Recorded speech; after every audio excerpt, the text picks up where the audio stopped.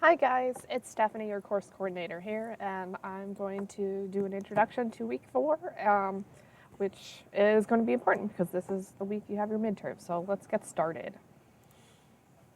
So week 4, we are learning about functions, and functions is basically the start of the rest of college algebra. Most of college algebra is all about functions, studying them, learning what their properties are, that sort of thing. So we are going to be finishing up chapter 2. Remember, we did 2.1 in week 2 when we were talking about lines. So chapter 2, we're starting with 2.2, which is functions. Then we are analyzing graphs of functions. We're looking at parent functions, which are basically different types of functions. You want to learn what their shapes are and what their equations look like. Then we have transformations of functions, which is where you have some sort of graph and then you are moving it left or right or up and down, you're doing some sort of change to it. Then we learn about combinations of functions and composite functions. That is particularly of importance once you go on to calculus. And then inverse functions, which is also important when you get to calculus. If you have taken fundamentals of algebra, then the very last week of class we talked about functions, but we're going to go into a lot more depth than you saw in that course. So functions are all about inputs and outputs. Basically, you have an input and you get one output back. So there are a lot of applications where you're working with input and output values. So this can apply to business, computer science, engineering, economics, and banking, and a lot of formulas that we work with are functions. A lot of the skills that you're going to be using this week and reinforcing are solving linear equations, which we talked about in week 2, factoring, which we talked about in week 1, and then graphing, which we covered in week 2 as well. There's not going to be so much from week 3, but that's going to be much more important once we move on into week 5 and week 6 and moving further in the class. So you get a kind of a break from what you needed in week 3. We're going to be focusing on the skills you learned in weeks 1 and 2 to help you be successful this week in week 4. So this week you have your discussion, your ungraded practice assignment, your assignment, and then instead of a quiz, you have your midterm. So let's take a look at the discussion. So this discussion, the motivation behind it is we're looking at the fact that a lot of things in real life have input-output relationships, which is what a function is. So we're going to be looking at a very common input and output function or relationship, determine whether it fits the mathematical definition of a function, and then write a model or basically an equation that you can use to represent that situation. And then once you have that equation, you're going to be determining what the output is based off of your inputs. The discussion this week is basically going to be looking at a taxi cab or a rideshare like Lyft and Uber and determining, well, how do they figure out what they charge you, and can you write an equation so that you can predict how much your fee is going to be or how much you're going to be charged without having to use the app. So because we are going to be doing some math, writing equations, you are going to have to make sure you show all of your work in your discussion. The first part is just to do research. So you need to choose from a rideshare or a local taxi company if you have any. So you need to find out, are there any fees that they charge? Some have a booking fee, some don't have any fees at all. Is there a flat rate? Like, do they charge $5 as a minimum no matter how far you go? Do they charge per mile? Do they charge per minute? Sometimes they charge both and you have a per mile and a per minute. Sometimes it's just one or the other. But you need to find out this information because those are important pieces for creating your equation. Once you get that information, then you are going to write an equation that you can use to figure out your fare based off of those previous values. Once you write your equation, then you're going to use it so that you can actually see, well, if I was traveling from my house to work or to the grocery store, I know how long it takes, I know what the distance is, how much would I be charged if I used this service? that's the math part where you need to show all of your work, show us where you're plugging in the number, explain what your numbers mean. Don't just plug in random numbers, tell us it is, say, 20 miles to work, or it takes me 20 minutes or something like that. So make sure you're showing all of your work. Once you've done that and you've gone through this whole process, then there's the reflection portion, which is related to what we're talking about this week, which is functions. So the first thing is your equation a function, why or why not? To answer that, you want to look at the mathematical definition of a function because it's very specific. So you want to look at that definition. Does your equation fit that definition? Then we want to say, okay, does this equation, if I were to graph this, or maybe if I just look at the equation, is it similar to any of the equations or graphs we look at in section 2.4 when we talk about parent functions? So if so, which one does it look like? Like if you graph it and does it make a V, does it make a straight line, which one doesn't look like it matches? Then, okay, let's say it does look like one of the parent functions. What transformations do you need to go from that parent function to your equation? Did you have to add a value to the parent function? Did you have to multiply it by something? What do you have to do to change your equation from the base equation, the parent function, to your equation? So you're really going to be showing whether you understand what a function is, how transformations work, and whether you can recognize parent functions. And that's all part of the reflection. So when you write your post, your main post, always start with an introduction, share the values you found in your research, give us an idea, explain to us what's going on so that we can follow your work. Then write the equation with your input and output variables. So don't plug in any numbers. I mean, you can plug in your per mile, your per minute, your flat rates, but don't plug in any numbers for minutes or miles yet. Don't plug in the output, the cost. We're not at that point yet. We're just writing the equation. Our input values are the unknowns. Then, once you've done that, you've given the equation, now you can plug in your input values, like your distance, your time, and then evaluate it to figure out how much it would cost. And that's showing all of that work, and then finish up with your reflection now that you've worked through all of that. When you're applying to classmates, do a comparison of their equation to your equation. Like, is their per mile fee more? Or maybe it's less. Do they have a larger flat rate than you do? Let's say you lived in their town and you were going to work or wherever you're going. What would the cost be? Is it cheaper for where you live, or is it cheaper where they live?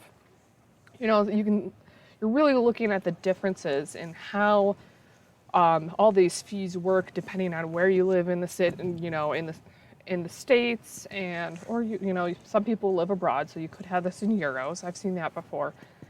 But you're going to see how the equation really depends on the service, where you live, and some places could be more expensive than others. Now let's take a look at your assignments. So your ungraded practice assignment is problems from the end of chapter review exercises for chapter 2. So since 2.1 was done in a different week, those problems are not part of the ungraded assignment. So these ungraded problems are just from 2.2 on. You can always check your answers in the ebook, and there's a drop down so you can see what the answer is for the odds. CalcView has videos on some of them. All of the solutions worked out step by step are in CalcChat. So there's plenty of ways you can check your work and see where you're making errors. Your week 4 assignment, you've got 10 problems from the reading this week. Make sure you're showing all of your work. They are graded right or wrong because this is just a simple check. We're going to be focusing on, looking at your steps, giving you some feedback on your steps. You can submit them scanned. If you're having trouble typing, make sure that the scan is legible, have it in a single file, easy to read. That just makes it easier for your instructor to grade and also provide feedback. Now let's talk about the midterm this week. So the midterm is basically twice as long as a quiz. So there are 20 multiple choice questions. It is timed at 2 hours instead of 1 hour, but the way the timing works is the same with the quiz. As soon as you open it up to begin, the time starts. It has a Dropbox just like the quizzes, so make sure you're writing down all of your work so that you can submit your work to the Dropbox so that you can get that partial credit. It's really important to do the midterm because it is 15% of your grade. I believe it's 15%. Yes, 15% of your grade. So that's a big chunk. So you don't want to miss out on any partial credit. You don't want to miss out on that big part of your grade. So make sure you've studied and take this seriously. So the midterm Dropbox works just like the quizzes. Your instructor will work at your midterm alongside with your quiz, provide you extra credit on alongside your midterm, provide you extra credit on the midterm itself, and then you'll get generally a 0 in your Dropbox just to say that this has been looked at, and so your midterm score will go up based off of the partial credit you earn. So the midterm is cumulative. It covers material from weeks 1 through 3. So it's covering an order of operations, evaluating expressions, factoring quadratics, multiplying polynomials. You will have simplifying problems. You'll be having to simplify a rational expression and an exponential expression. So all of that was basically covered in week 1. Then we go into some week 2 material. So you're solving linear equations. And then you're also solving quadratic equations, which popped up in week 3. You have questions about lines, finding the slope, finding the equation, writing a model. That all came from week 2. You'll have a question on complex numbers from week 3. And then you've got 2 questions, or basically 4 questions, because there's 2 of each, where you're going to get a random sampling. So we've got solving in week 3. We solved a lot of different problems, and we solved polynomials, rational equations, radicals, and absolute values. So you are going to be given 2 questions from one of those 4 areas. So you don't know what it will be randomly selected. And then we also, in week 3, solved a lot of different inequalities. We did rational inequalities, linear inequalities, polynomial inequalities, and absolute value inequalities. So you'll have 2 questions, again, picked from one of those 4 topics. Then you'll have graphing problems and analyzing equations and graphs. So that was from the start of week 2. And translating English to math, which was also covered in week 2. So it's a mix of everything that we've covered. We're focusing on the most important things that you need to know that are going to be helpful for you going forward in the class, as well as helpful for you when you move on to pre-calculus. So historically, the most difficult topics tend to be writing equations based off of word problems, writing the equation of a line and finding the slope, simplifying rational expressions, translating English into math and vice versa, and then analyzing graphs and doing the graphing. So I have marked out which sections each of these are from so that you can spend some extra attention to those sections, as well as provided some links to if you need to do some extra practice problems.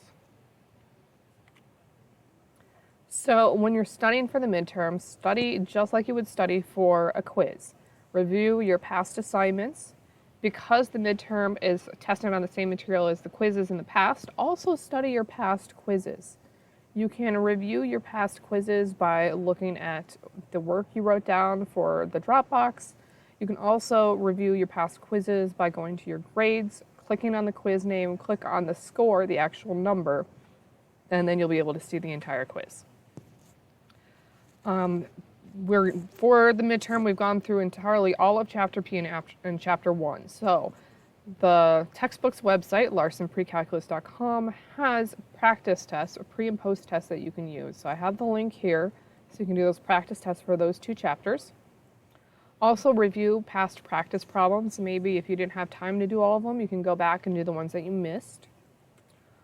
The textbook has a cumulative review test, which is going through chapters P through 2.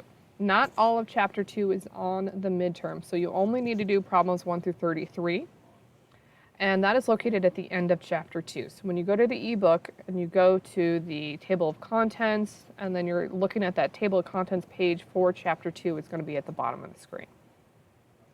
And then you always do practice problems. If you don't want to do ones from the textbook, you can do iexcel.com. Just note that on a free account, you can only do you can't do unlimited problems. Okay, so now let's take a look at my suggested schedule for the week and how you should work in your studying for the midterm. So I'm going to zoom in a little bit here. I always recommend that the discussions get started in pieces so that you don't get overwhelmed. So you can, read through it, make sure you understand everything you need to do. You can start researching the information that you need. Once you have that information, then you can start working on doing the math part. Take a look at other people's posts, see if people have already done the discussion, because that can help you out. Spend some time to work on the draft, including the reflection portion. See what other people have done, see if you're on the right track, ask your instructor any questions. And then you should be set to post it on Sunday. And always make sure to read and reply, not only to read the replies to your post, but to make sure you're replying to the post of 2 of your classmates so that you can also help them out as well. And that should get you going for the rest of the week for the discussions.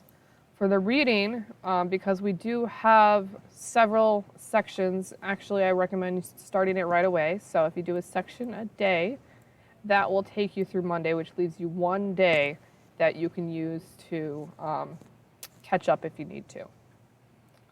And then, of course, watch the videos that go with each of those textbook videos. I have in the course coordinator videos, I have videos on some of these topics. I have a video on functions. I have some on analyzing graphs of functions, function combinations and compositions, and inverse functions. So those would be good resources to watch those videos, maybe perhaps before you read the textbook. And then out of those review exercises for the practice problems, I split them up based off of the section it goes with so that you can make sure you're practicing for each section. And then I've also marked the homework problems that come from each section, so that way you can do a little bit of the homework at a time so that you're not trying to do it all at once. And then because the midterm is a large chunk of your grade and it's going to be longer, you should start studying soon. So I have it scheduled to start on Friday. You can review some past things, past assignments and quizzes. You can review those each day. Spend a day on doing the cumulative test, and then spend Tuesday just focused on taking the time to do that midterm. Make sure you're not interrupted, that you have all your notes with you, handy, organized. A lot of people find it helpful to have their quizzes printed out, maybe their past quizzes. Maybe have your notes organized by section or by week. That way, you could even print out that slide that I had. Let me go back to it here.